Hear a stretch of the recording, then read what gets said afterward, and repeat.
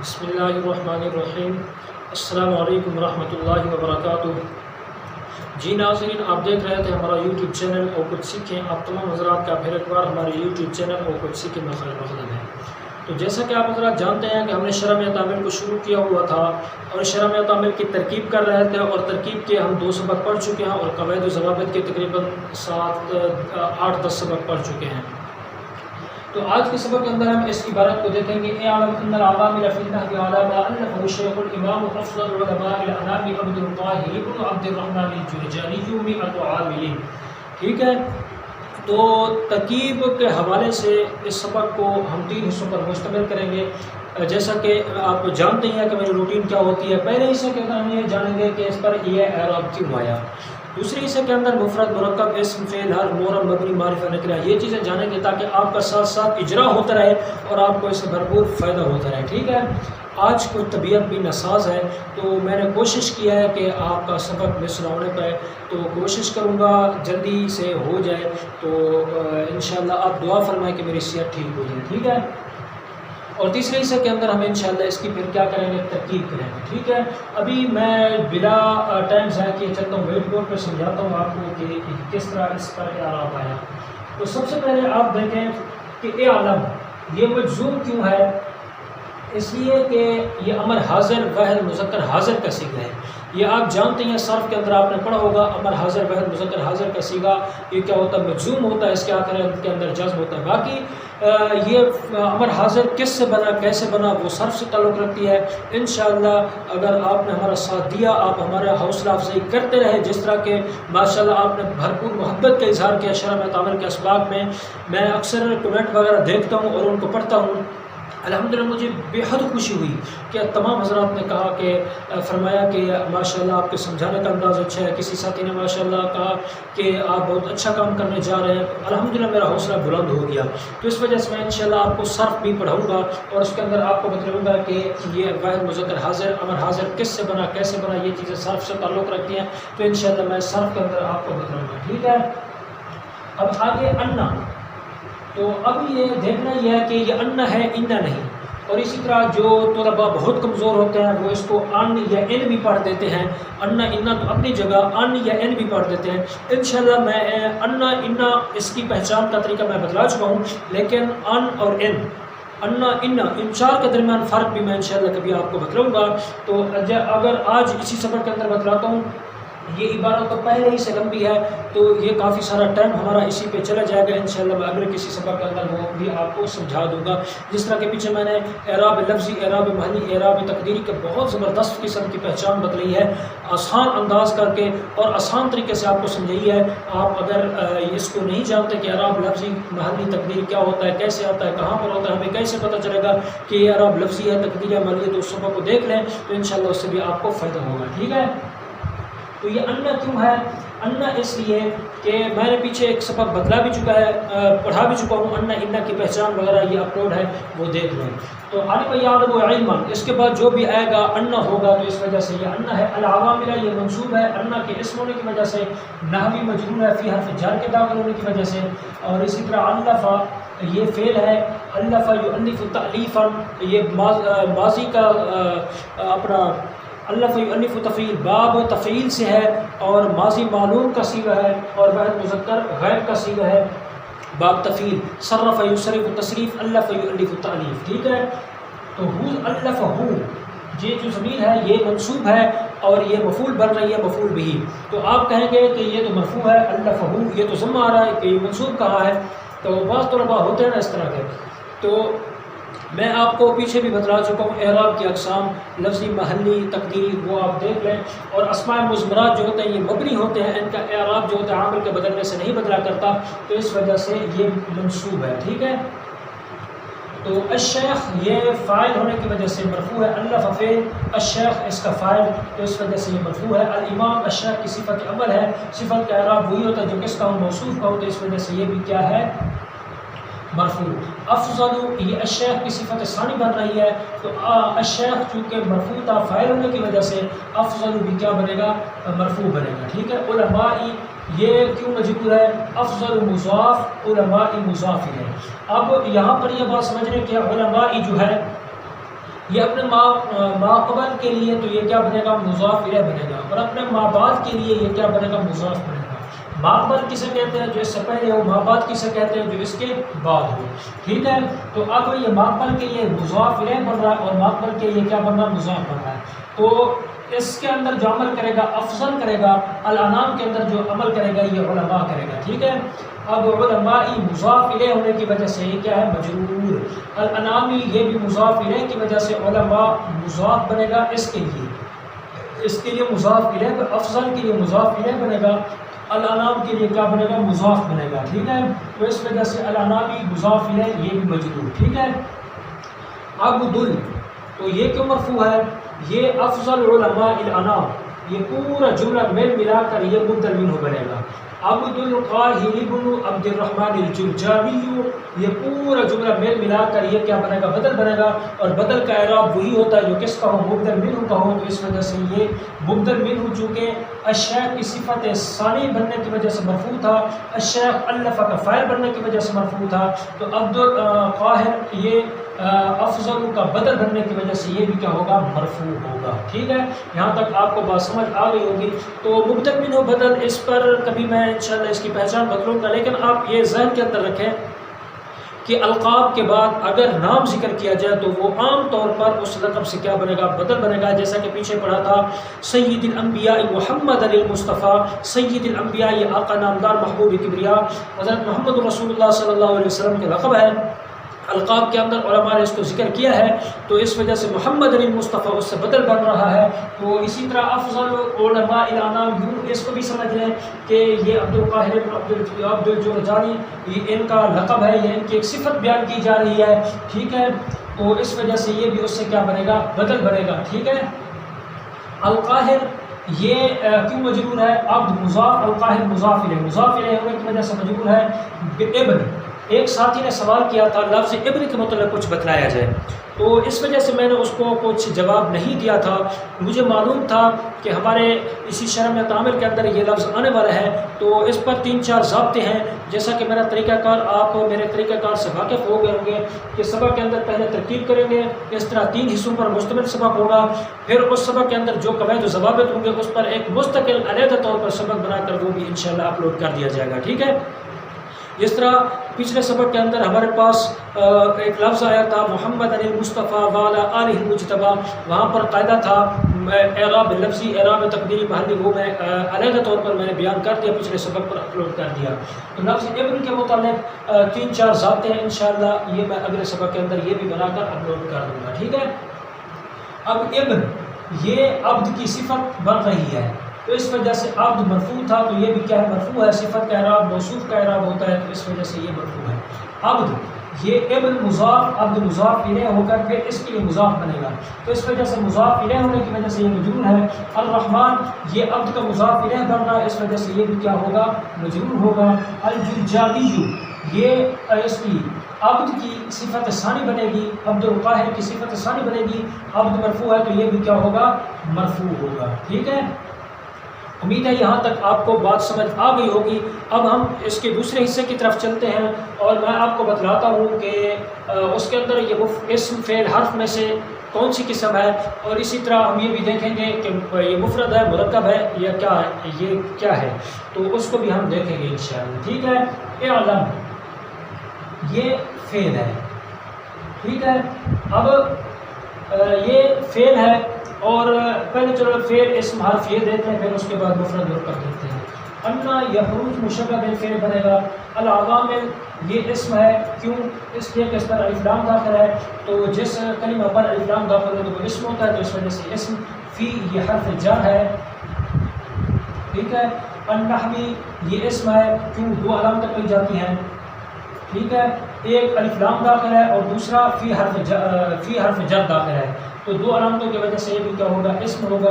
اعلیٰ یہ بھی کیا ہے؟ یہ حرف ہے، حرف جر ہے، اور ما یہ اسم ہے۔ اسماء موصولہ آپ کو میں نے بارہا کہتا ہوں یہ چیزیں یاد کر لیں، اسماء مضمرات، اسماء موصولہ، اسماء اشارہ، یہ تمام تر چیزیں یاد کر لیں، بارہا میں کہتا ہوں، یہ آپ کو فائدہ دے گی، ٹھیک ہے؟ ما یہ بھی کیا بنے گا؟ اسم، ٹھیک ہے؟ اسماء موصولہ۔ الفا یہ فعل ہے، تو الشیخ اسم ہے، علامت الف لام داخل ہے، الامام یہ بھی اسم ہے، علامت الف لام داخل ہے، افضل اسم کیونکہ مضاف بن رہا ہے، علماء اسم کیونکہ یہ بھی مضاف بن رہا ہے، الانام اسم۔ میں جلدی جلدی پڑھا رہا ہوں کیونکہ آج کا سبق بہت لمبا ہوگا، بہت لمبی کی عبارت لکھی ہوئی ہے تو اس کی پوری ترکیب بھی کرنی ہے، ٹھیک ہے، تو اس وجہ سے میں جلدی جلدی لکھ رہا ہوں، ٹھیک ہے۔ عبد یہ بھی اسم کیونکہ یہ مضاف ہو رہا ہے، القاہر یہ بھی اسم ہے، کیوں؟ اس لیے کہ الف لام داخل ہے، اور اسی طرح ابن، ٹھیک ہے، یہ بھی کیا ہوگا؟ اسم ہوگا کیونکہ یہ بھی مضاف بن رہا ہے۔ عبد یہ بھی کیا ہوگا؟ اسم ہوگا، یہ بھی مضاف بن رہا ہے۔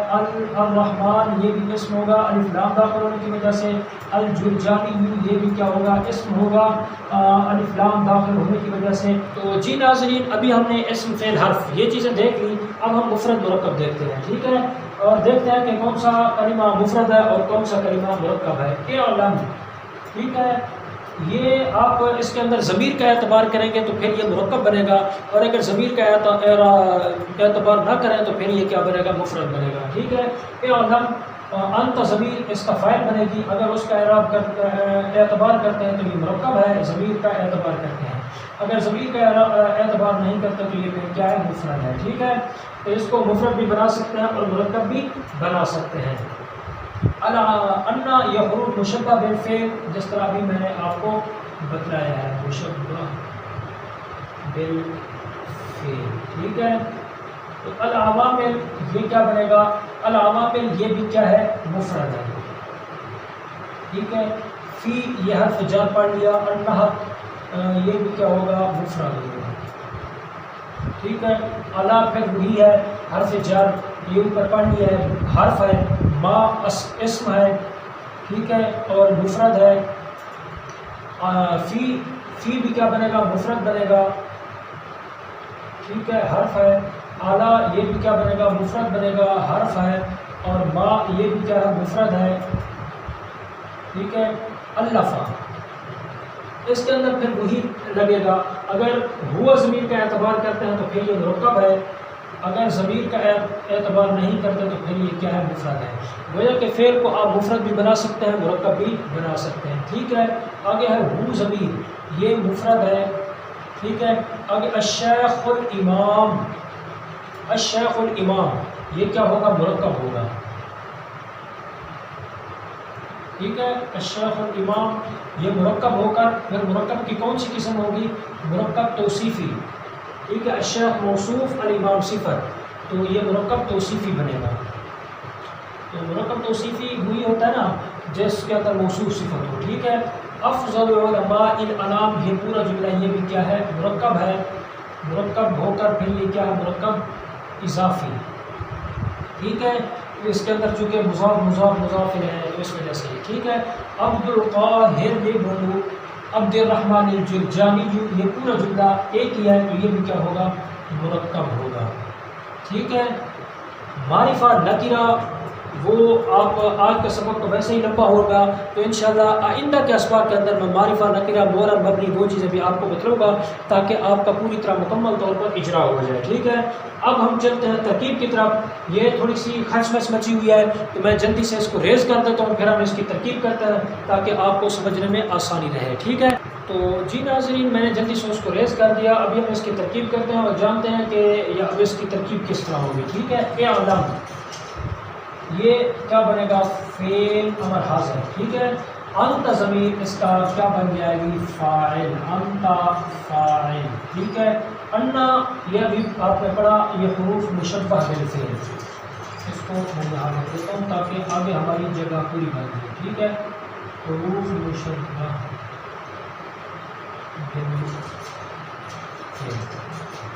العوامل، یہاں پر دیکھیں اس کی ترکیبیں دو طرح سے کر سکتے ہیں، تو ایک ترکیب آج بتلاؤں گا، دوسری ترکیب وہ آسان ہے، وہ انشاءاللہ کل بتلاؤں گا۔ چلو ابھی بتلا ہی دیتا ہوں۔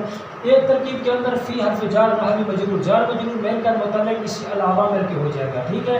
اسی طرح علامہ الف و شیخ الامام، یہ پورا جملہ ملا کر باقی ترکیب بالکل اسی طرح ہوگی، ٹھیک ہے۔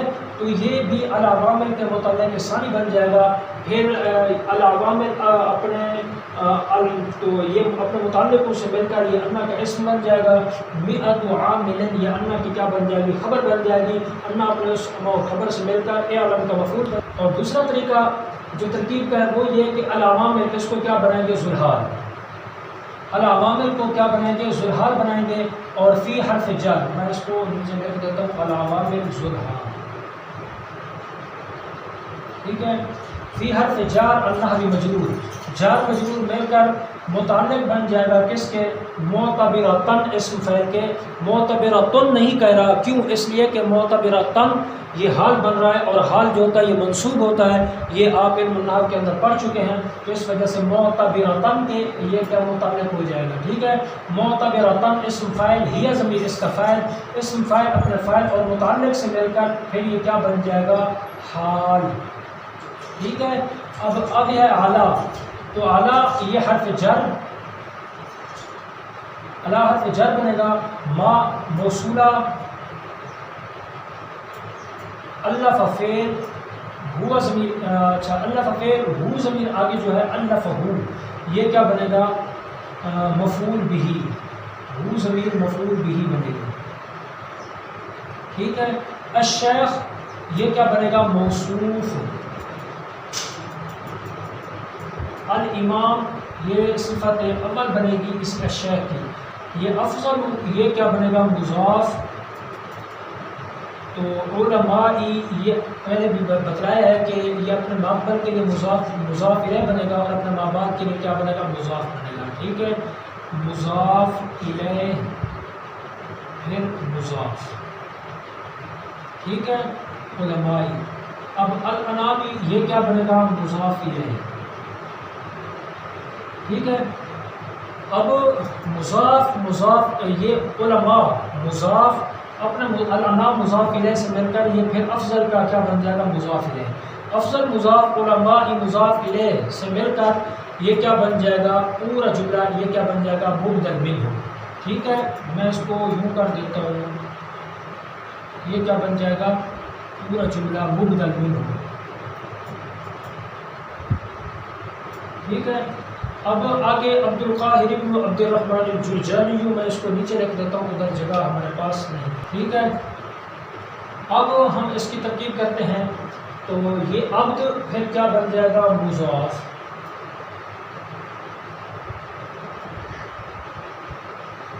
القاہر یہ کیا بنے گا؟ مضاف الیہ. پھر یہ پورا عبد القاہر مضاف الیہ مل کر یہ کیا بن جائے گا؟ موصوف. ٹھیک ہے. تو ابن یہ پیچھے کے لیے تو صفت بنے گی، لیکن آگے کے لیے یہ مضاف بنے گا. ابھی ہم اس کو چونکہ آگے پڑھیں گے، آگے پڑھ کر پھر اس کو پیچھے ملائیں گے. تو یہ جو ابن ہے یہ کیا بنے گا؟ مضاف. عبد یہ مابعد کے لیے مضاف الیہ اور مابعد کے لیے مضاف. ٹھیک ہے. مضاف الیہ مضاف. ٹھیک ہے. الرحمن یہ کیا بنے گا؟ مضاف الیہ. تو اب عبد مضاف الرحمن مضاف الیہ سے مل کر پھر یہ پورا جملہ یہ کیا بن جائے گا؟ مضاف الیہ بن جائے گا ابن کا. ٹھیک ہے. تو چلو ادھر لکھا ہوا ہے، میں دوبارہ نہیں لکھتا. تو ابن مضاف اپنے مضاف الیہ سے مل کر یہ پھر کیا بنے گی؟ صفت اول بنے گی کس کی؟ عبد القاہر کی. ٹھیک ہے. یہ پورا جملہ اب میں اس کو دوسری پنسل کے ساتھ نشان لگاتا ہوں. یہ پورا جملہ اب یہ کیا بن جائے گا؟ اس عبد کی عبد القاہر کی کیا بن جائے گی؟ صفت اول بن جائے گی. ٹھیک ہے. یہ صفت اول بن جائے گی. ٹھیک ہے. الجرجانی یہ اس عبد القاہر کی صفت ثانی بن جائے گا. ٹھیک ہے. اب عبد القاہر یہ موصوف اپنی دونوں صفتوں سے مل کر یہ کیا بنے گا؟ اوپر ہم نے اس کو کیا بنایا تھا؟ مبدل منہ پر ہم نے اس کو روکا تھا. افضل علماء الانام اس کو مبدل منہ بنایا تھا. تو اب یہ پورا جملہ عبد القاہر بن عبد الرحمن الجرجانی یہ پورا جملہ مل ملا کر یہ کیا بنے گا؟ بدل بنے گا. ٹھیک ہے. افضل علماء الانام مبدل منہ عبد القاہر ابن عبد الرحمن الجرجانی، یہ بدل مبدل منہ اپنے بدل سے مل کر الامام کی صفت ثانی ہے، اپنا الشیخ کی صفت ثانی بن جائے گی. ٹھیک ہے. الشیخ موصوف تھا تو یہ تمام کا جملہ یہ کیا بن جائے گی؟ صفت ثانی بن جائے گی. ٹھیک ہے. الشیخ موصوف اپنی دونوں صفتوں سے مل کر یہ الف کا کیا بن جائے گا؟ فاعل بن جائے گا. الف فعل اپنے فاعل اور مفعول بھی ہو ضمیر تھی.